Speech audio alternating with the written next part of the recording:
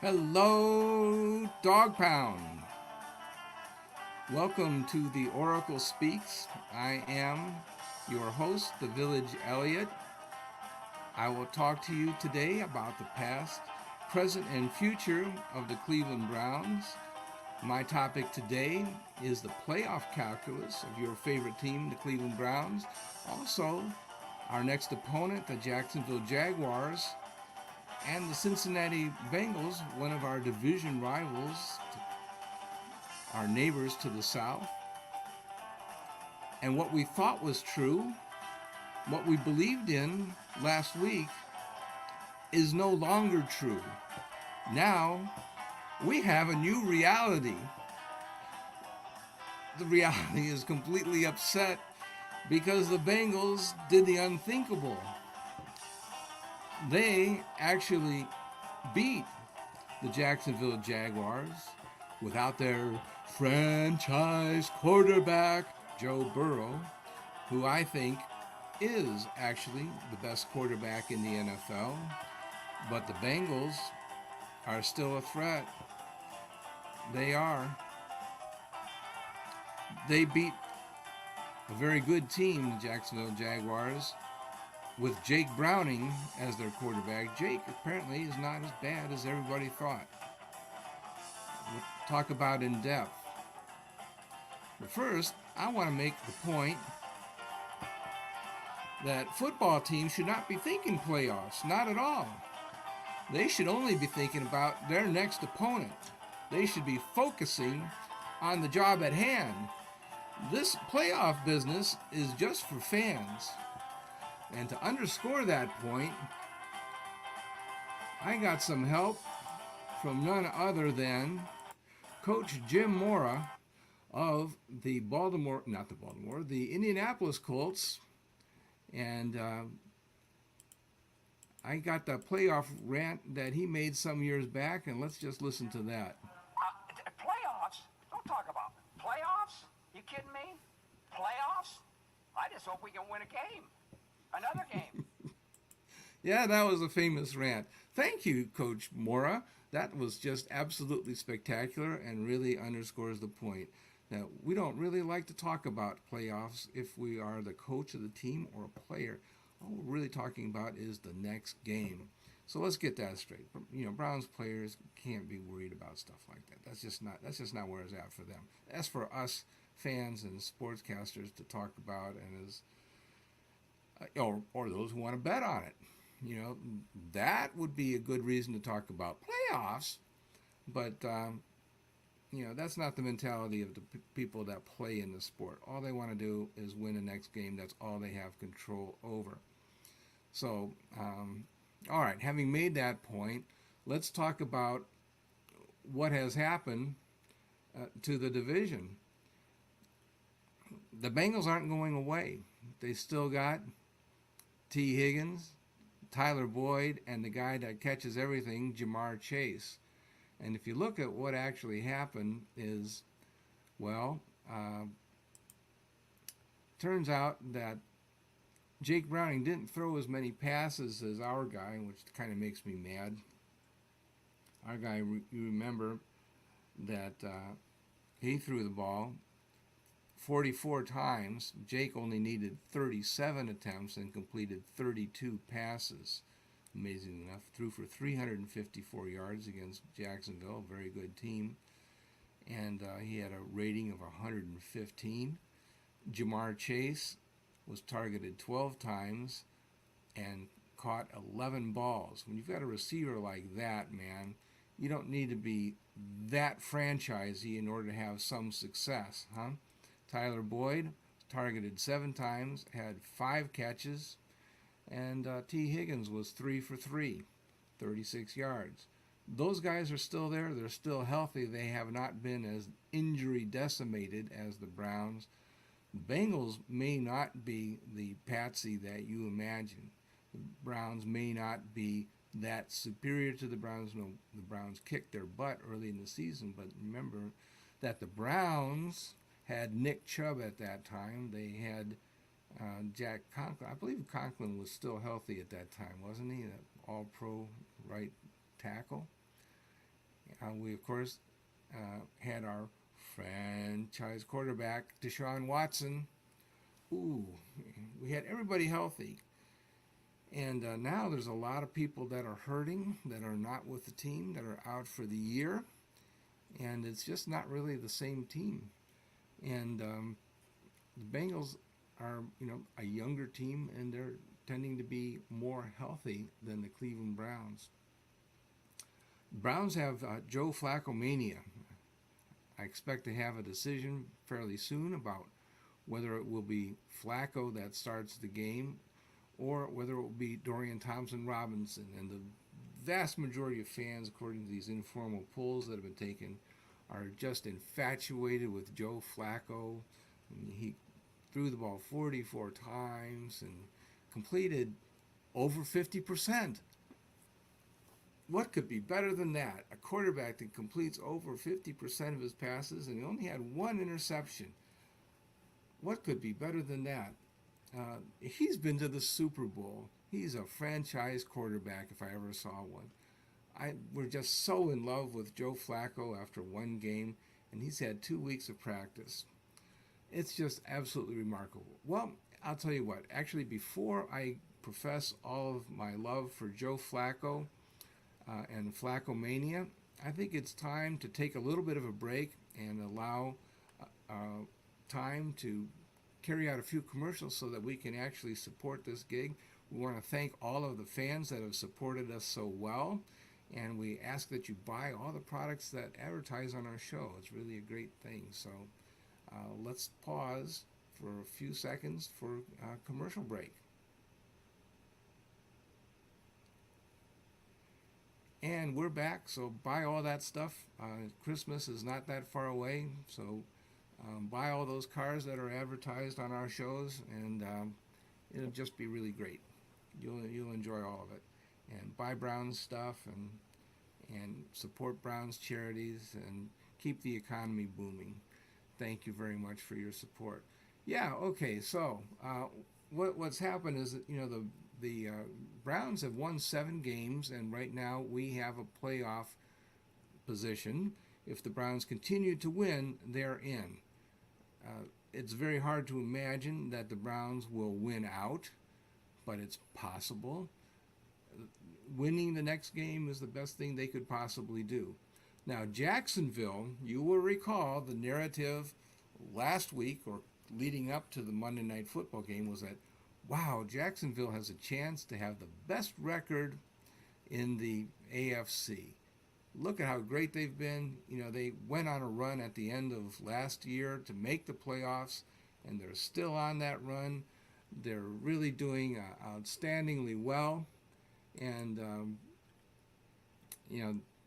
things couldn't be brighter. And now they're playing the weak and lowly Cincinnati Bengals, who are 5-6, and couldn't be better. Right? Well, then the Cincinnati Bengals upset them. Now the Jaguars are 8-4. They're only one game better than the Cleveland Browns. If the Cleveland Browns beat them, then the Browns would be 8-5, and the Jaguars would be 8-5. The Jaguars are in a division with the Colts and Texans, both of whom could be 8-5 if they win their next game. So suddenly, the Jaguars are not that super fantastic. They're suddenly in the mix for a wild card, and they've got 3 teams in that division that could potentially be tied for the division lead. It's not clear that the Jaguars will make the playoffs if the Browns beat them. They could be in a 3-way tie. It could be a lot of teams sitting there at 8-5.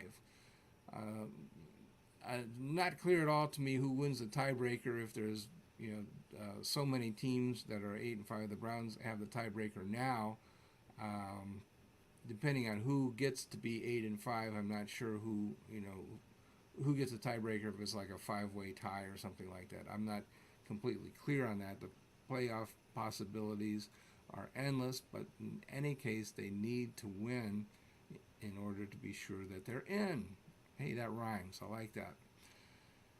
The Browns are in two-way tie for second place in the division with the Pittsburgh Steelers, who found a way to also lose to Arizona, and that was kind of comical. But Kyler Murray is not dead either, and he's a franchise quarterback. Steelers had a bad game. What can I tell you? If you have a good game plan, you can beat a very good team. That's just the way it is in the NFL. There are no certain victories. That's just the way that it is. But the Bengals at 6-6 are only one game away from the Browns and the Steelers. So what if the Bengals were to win out?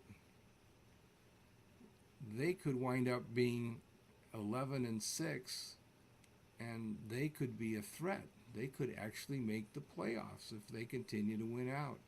And who's to say that they can't win out if Jake Browning finds himself and is able to play at a very high level? It's certainly possible.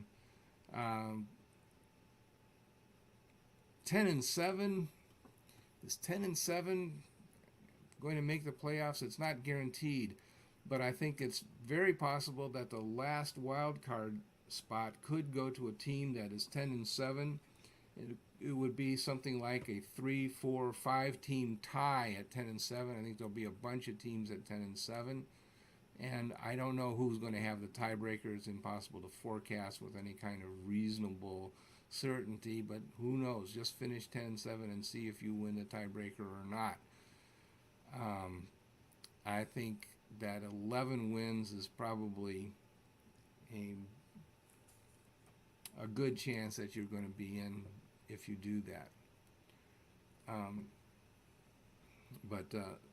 So if the Browns manage to win that game and be 8-5, the Jaguars are 8-5, you can see that there's going to be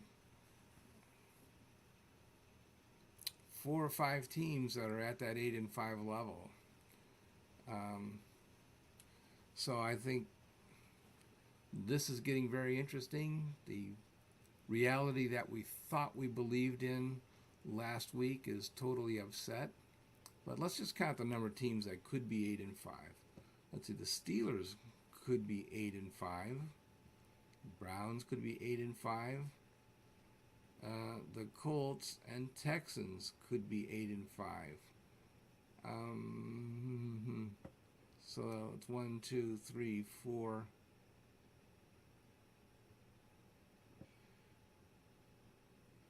Yeah, okay, so there could be 4 teams unless they play each other.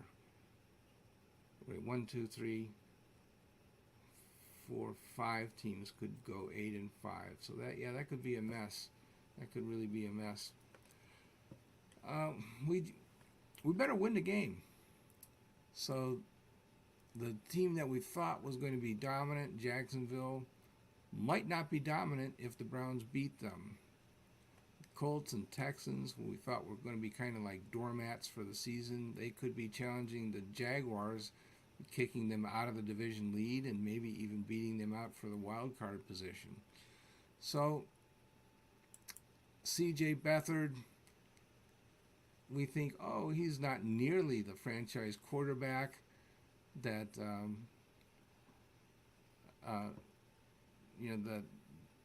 that we were expecting to face. But for one game, man, he was 9 out of 10. If he's going to be 9 out of 10, 90% completion rate against us, they may not miss Trevor Lawrence as much as you might expect. Maybe Trevor Lawrence, I'll have to check to see what the point spread actually changed by, but maybe he's only worth 3 points to them. Maybe he's only a field goal quarterback. C.J. Beathard might be good enough to get them past the Browns, especially since the Browns are injury depleted. The Browns should get something for being on the home field, and we'll just have to wait and see. But the Browns are a home field underdog, and I think they deserve their underdog status. And it could go either way. I think we have a puncher's chance. I'd like to see who the starter is. I think it'll be probably announced on Wednesday. whether it'll be Dorian Thompson-Robinson or whether he remains in concussion protocol, and whether it will be the new darling Flacco, who completed more than 50% of the passes that he threw, and whether that makes him the number one quarterback for the rest of the year or not. I think Joe is very capable. I said this all along, that he proved that he has the ability when he threw for 300 yards against the Browns while playing for the New York Jets. Anybody who can throw for 300 yards while playing with the Jets is a good quarterback. The Jets always blame the quarterback for everything that goes wrong on offense, and it's not the quarterback's fault. It's the fault of the offense. They don't have an offensive line, especially in 2022. They lost the two offensive starting tackles, the starting offensive tackles, and they couldn't protect the quarterback. So anytime you're going to let the quarterback get sacked 50 times a year, it's just not going to work out very well for them. They just really had no offense at all, and it's not much different this year. So I think that you ought to disregard what the quarterback record is, and I just really don't think they have much talent on that offensive side of the ball at all. And Flacco, I think we might question his injury history and whether he's got the mobility to evade the pass rush at this stage in his career. But he's an accurate passer. He's a pocket passer, and I think he's pretty good. It's not going to be the same offense. It's going to take a few weeks before he gets really synced up with his wide receivers. And a lot of people say that, oh man, the wide receivers dropped a lot of balls. Yeah, well, no kidding. What do you expect? The receivers have not had the experience of working with the quarterback either. The quarterback has not had experience working with the receivers, and the receivers have not had the experience working with the quarterback. What do you expect? It's going to take time for all that to work, and that's why Dorian Thompson-Robinson should be starting the game if he's available. Now, the later it goes on, the more you might think about starting Flacco. If DTR misses an entire month or something like that, well, then you might stick with Flacco. But if it's just 1 week, it's ridiculous to think about, in my opinion, about executing DTR just because the third-string quarterback completed more than 50% of his passes for more than 200 yards. I think that's crazy. Just really think that it's nuts. I mean, I think Flacco commended himself very well, but the lack of practice time, the lack of repetitions showed. And in order to win the game against Jacksonville, this is still a defensive team that needs a conservative offensive game plan. They need to avoid fumbles, hang on to the ball, and try to keep the defense off the field. Let them do their thing. Try to get, rest Myles Garrett to the extent that they can, and get the maximum pressure on C.J. Beathard, assuming that he's the guy that plays. I think my guess is that probably the Trevor Lawrence sprained ankle isn't going to heal itself in 5 days, but we'll see.